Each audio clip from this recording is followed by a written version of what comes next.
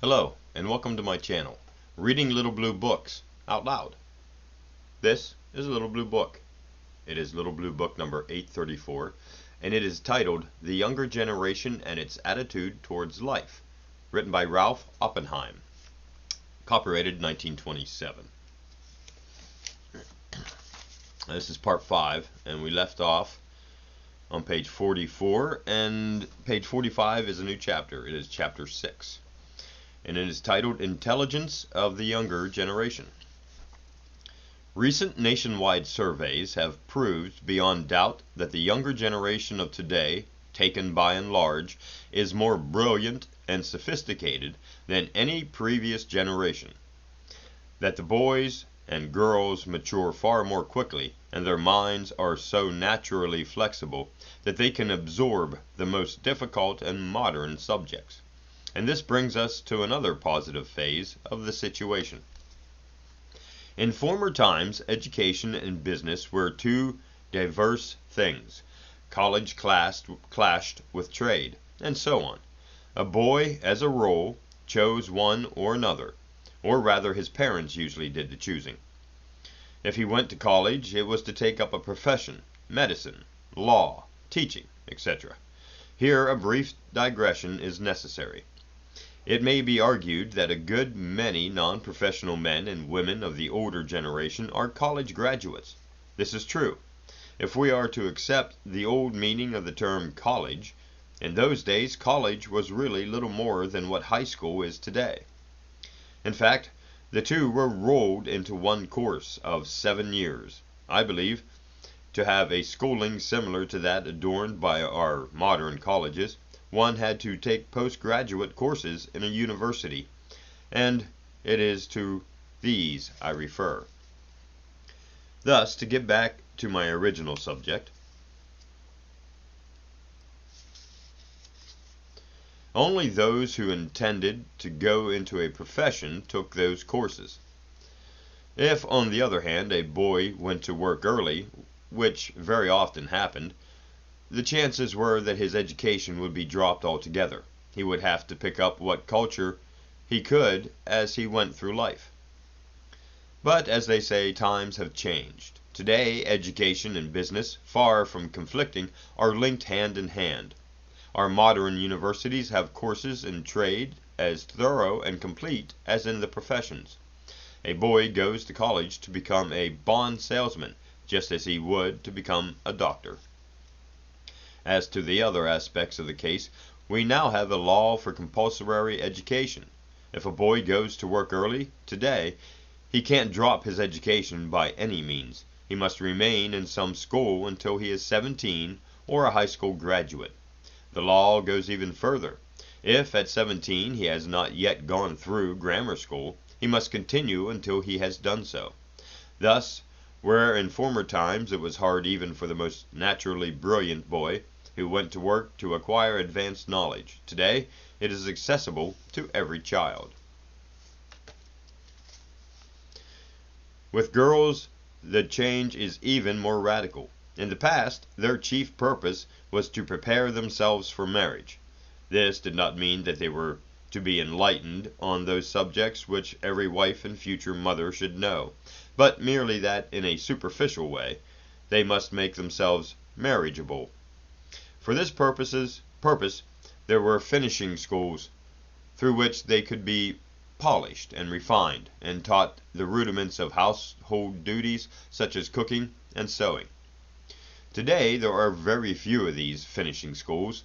Those that still bear the name now teach a great deal more, and their pupils are recruited from the old-fashioned girls or daughters of high society, who must keep the old order refined. Since women have placed themselves on the same sphere as man, they follow the same route in education, and compulsory laws applies to them also. Marriage does not necessarily conflict with a career. A girl may go into business or into a profession for which she trains in a regular university. And so, whereas the past many children remained quite ignorant, today they must have at least an elementary education, and most of them are further advanced than that. When I first entered high school in New York, all the freshies were over 14 years of age, except for a few precocious children. But term by term, the freshman class kept getting younger, until at the time of my graduation, the halls were swarming with little wide-eyed kiddies. Pardon me. And I am not exaggerating it at that. One of the boys was so young that his father brought him to school each morning.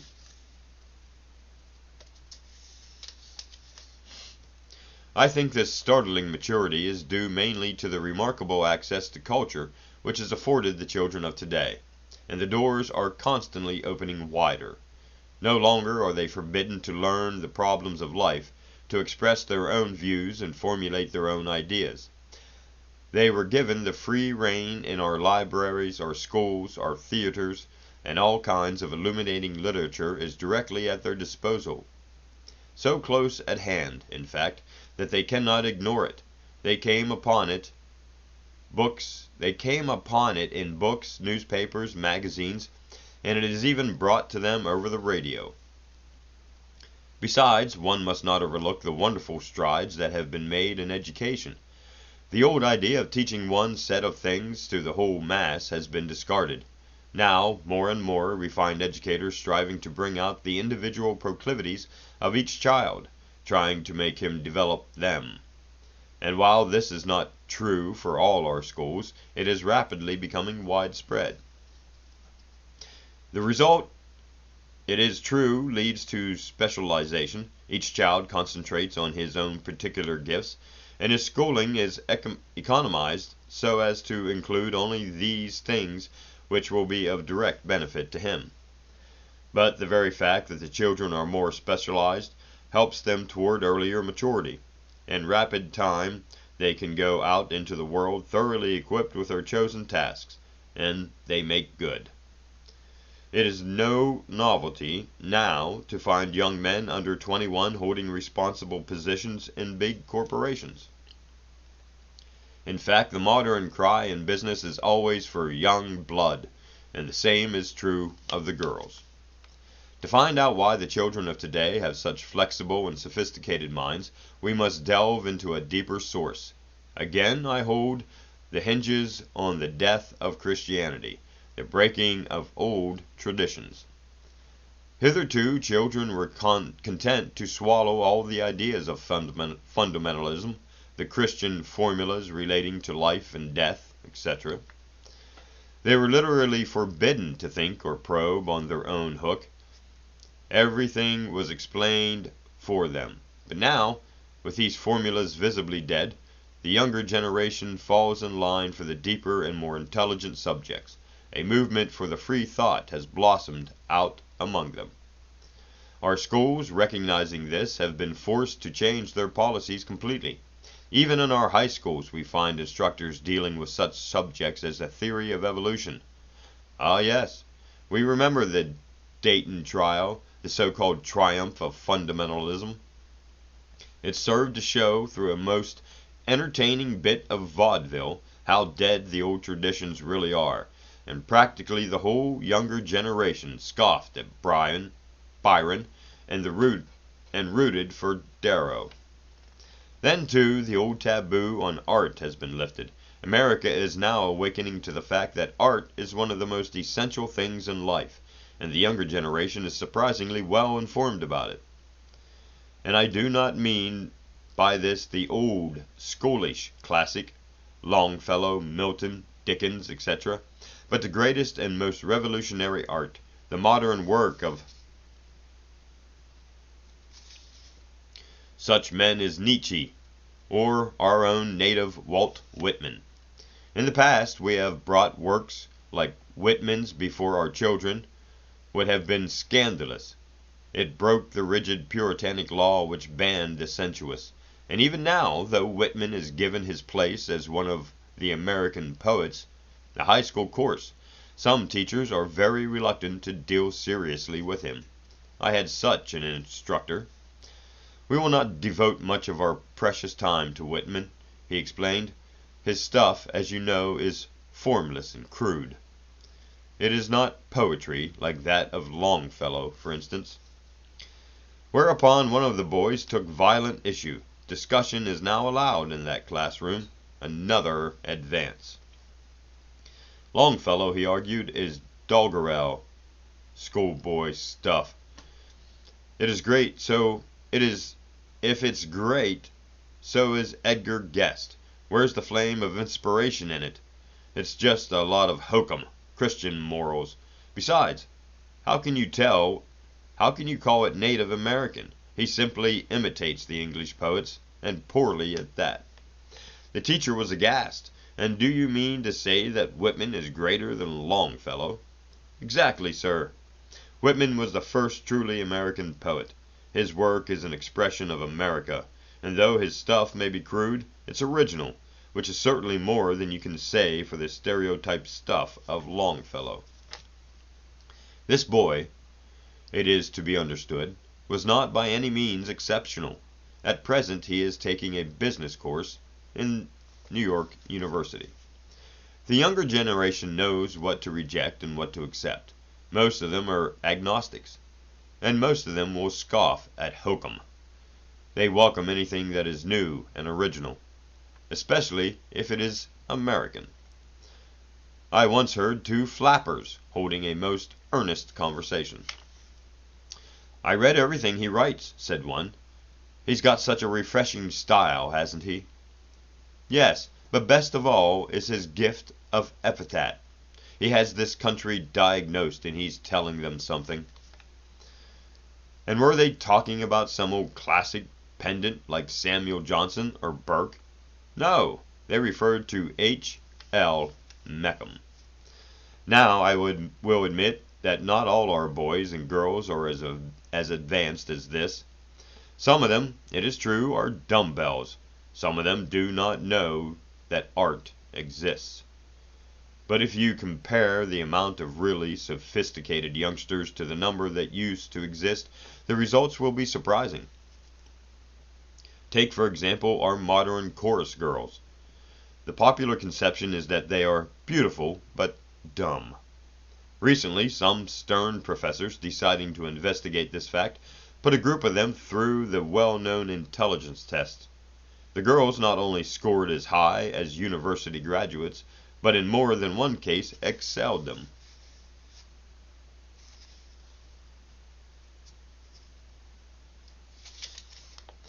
In short, the younger generation is much keener than most people believe.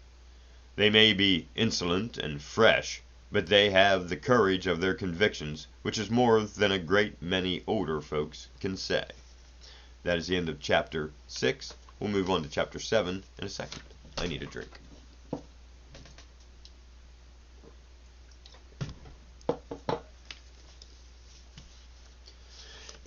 Pardon me. Chapter 7. The Deeper Minds. How many artists will the present generation produce? Will there be enough to make the American Renaissance?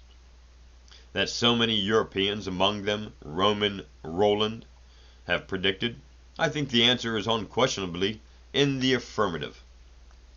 From the foregoing remarks, it will be seen that the potential artist of today has every sort of encouragement. In former times, art was held in contempt, and the average family felt disgraced if one of its children showed any inclination toward becoming an artist.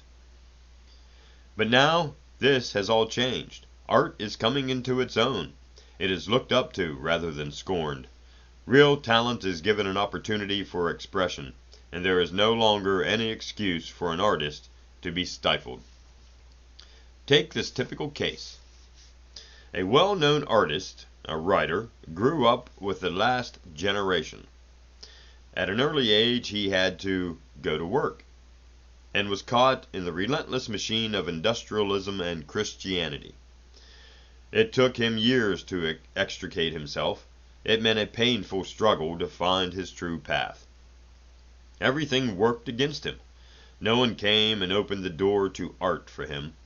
He did not discover the great modern artist until he had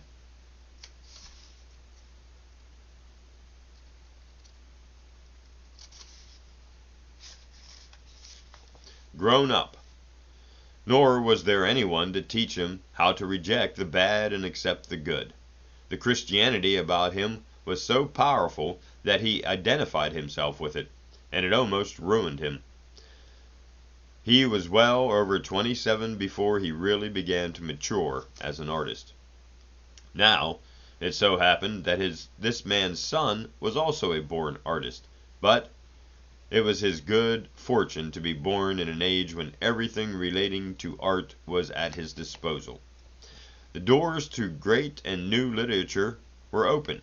He could find great art with ease because everyone recognized what was great. He could reject Christianity at once because it was visibly dead. In short, all the things which his father had to struggle for through years and years were handed to him on a silver platter. As a result, he matured with amazing rapidity, and began to express himself at an age when his father had just been groping, wondering what it was all about.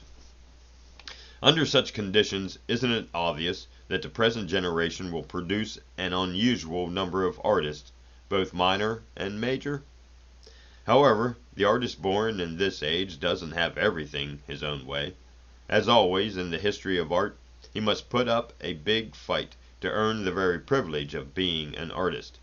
While he welcomes the freedom which has been won for him, he must reject the materialistic spirit that goes with it. This is not always an easy task. It means first and foremost that he must disassociate himself from the mob, and must seek his art through his own individual development. Therefore, as a rule, we find these young artists fleeing from jazz, sex, and the other wild pursuits of their generation. They are looked upon as old-fashioned, back numbers, because they will not join the crowd. But they are groping, seeking to discover what lies beneath all these superficialities, to find an expression for America, not of the moment, but of the future. Another thing which often makes it difficult for them is the emphasis on physical development, which we have spoken of. To a certain type of sensitive child, physical training and sports are revolting. He cannot stand them. In short, the thing that causes the young artist the most suffering is the fact that they are not regular fellows, or regular girls. They feel this strongly. Sometimes it gives them a painful inferiority, which makes it hard for them to adapt themselves to the world. But when we realize how much worse it was for the artists of the older generation, that despite this fact, very many of them attained great power in their expression, we can see that an artist born in America today is lucky. I have met with several. Some of them have already turned out amazing work. Some of them are still groping.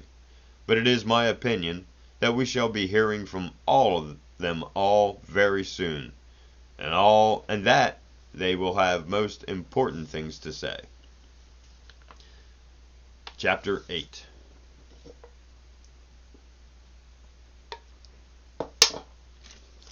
Sex. We now return to the majority of the boys and girls and take up a situation that is shocking to the world. A situation that is causing perhaps most of the worry and anxiety about the younger generation. If there was anything that the old Puritanism was strictly against, it was sex. In fact, the sensuous in all its forms. Sex, except in marriage, was vile and sinful. It must never be discussed in the home, and it must be suppressed as far as possible. But with the death of Christianity, the repression has been lifted, and since the taboo on sex can be defended mainly on the grounds of Puritanism, we find our boys and girls believing in absolute freedom, and taking it. With the boys it is not much worse, though far more open, than in the old days. As I said before, the average boy always sowed his wild oats, only he did so on the sly. But in the old days, a decent girl wouldn't think of such things, unless it was a case of such extreme infatuation that she could not help surrendering herself. The boys then had to resort to bad girls, the rougher class, and prostitutes. Nowadays, with the change in the attitude,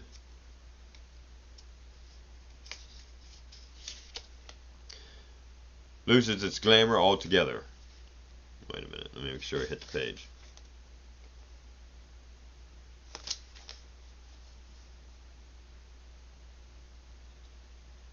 Nope, missed the page, hold on.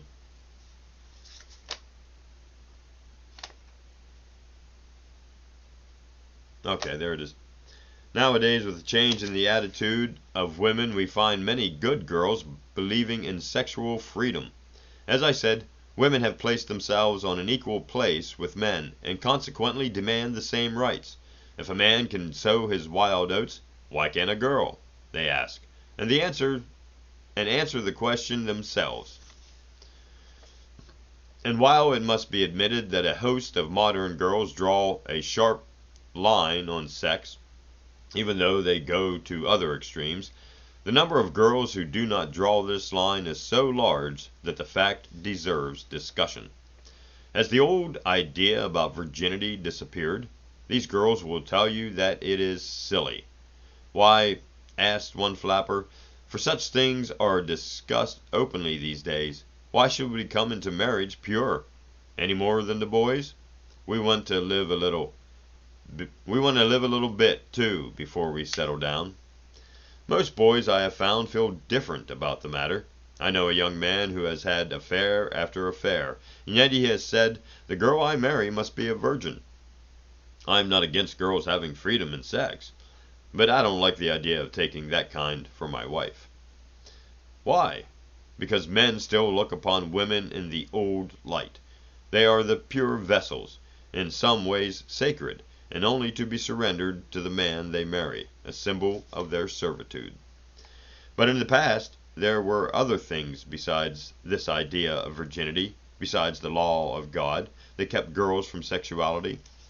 Above all was the fear, the terrific fear of motherhood, the punishment that nature would inflict upon them. Even today, an unmarried girl who bears a child is broken and disgraced. A doctor told me that when these poor girls, some of them pitifully young, come into a hospital, they keep imploring, "Don't let my parents know." But the fear, generally speaking, has been removed. The progress of birth control is enough to reassure any girl. They know how to take precautions. Of course, this often means unscrupulous practices, but I doubt that they will remain unscrupulous. Recently, I read in the newspaper that the Women's League of New York has passed a resolution urging that birth control be legalized. In this, they were backed by a number of prominent physicians and nurses who studied the situation thoroughly. We are beginning to realize that it is morally much more of a crime for a young unmarried girl to be forced to bear her child, and this also applies to parents who cannot afford to clothe and feed another child, than to be offered as a means of escape. And so we see that there is neither moral scruple nor fear to keep the girls of today from sex. Now, in this new freedom in sexuality on the part of the boys and girls, good or bad, 1,000 arguments have been advanced against it. It is said to corrupt the mind, undermine the Constitution, etc. Besides, constant sexuality soon sickens one, so that sex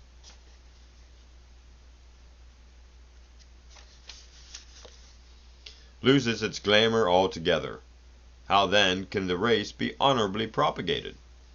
To take up the first argument, i.e., that sex corrupts and undermines our children, doesn't the abundant health of our present generation dispute this? Certainly, since boys have always indulged in sexuality, the situation is better for them. Is it far healthier to have fewer sex relations with prostitutes? There is less chance of disease, which used to be so prevalent among the boys. A doctor told me that in the old days, every boy was expected to contract a sexual disease during some period. As for the girls, it seems to be perfectly healthy for them too. Again, I must say, look at their physique. Look at their health and strength, compared with the boys of the past generation. Authorities who have really given serious thought to the problem have agreed that complete repression is unhealthy. It leads to nervousness, to perversions, to sick and weakness. But of course, there are many sides to the case. One shouldn't be dogmatic.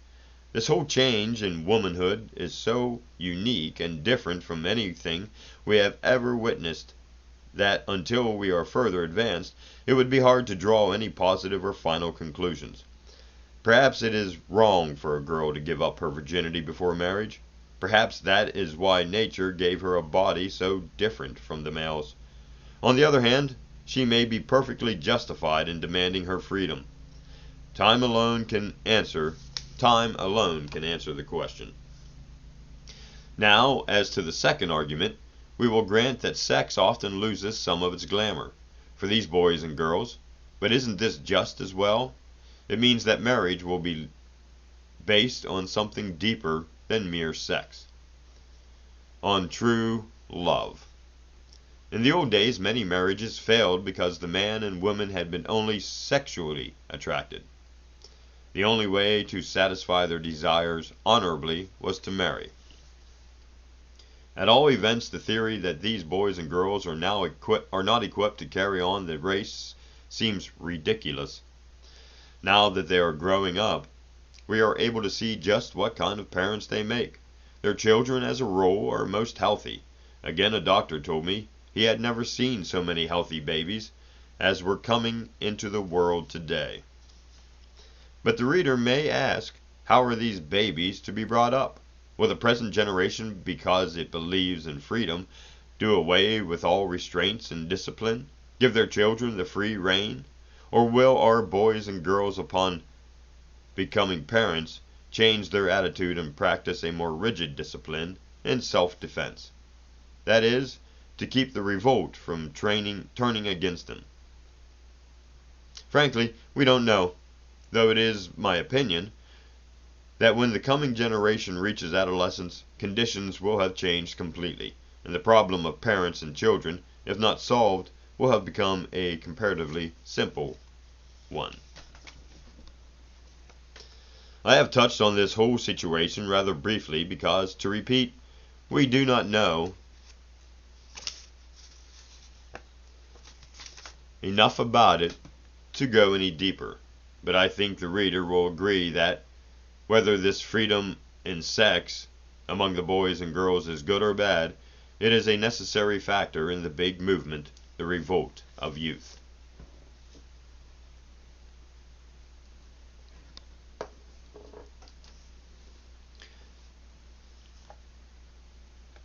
Chapter 9. Conclusion. At any rate, a very resigned father said to me, "This younger generation has no kick coming. The kids today, whether we elders like it or not, are living their own lives, having everything their own way, and taking all the privileges they want. Certainly, then, they ought to be satisfied. They ought to be happy." But are they satisfied? Are they happy? Look at them. To all outward appearances, they are a gay lot, who enjoy a good time, and love to make merry. Yet underneath this gaiety will be found a deep wistfulness, a spiritual hunger, a pail of doubt and uncertainty. Why? My conclusion is that these boys and girls are groping for an intangible something which jazz, sex, drinking, and the like cannot supply. The loose life represents only the revolt of youth, not the freedom which youth really desire. Therefore, I don't believe this age of wildness is a permanent one. It is merely the chaos preceding the laying of an entirely new foundation. Eventually, these restless youngsters will find the great treasure they are searching for, and will quiet down to lead a more peaceful existence. And their children? Well, I think that their environment will be made up of something deeper than all these superficialities, and that they will use their freedom, which doubtless they won't have to fight for, on a higher scale. Already we can see the dawn of a new movement. Out of all this materialism, this speed and frenzy, A new culture, a native flowering of art and philosophy, is slowly emerging. With the ban on the sensuous lifted, people are yearning again for beauty in all forms, beauty in men and women, in literature and painting, and even in more practical things of life, the modern skyscrapers, airplanes, steamships. And wasn't it just such a demand that led to the building of ancient Athens, to the golden age of Pericles, and the youth of Athens? What of them? In short, I agree with those who look for an American Renaissance, for great strides in the realm of art, thought, and beauty.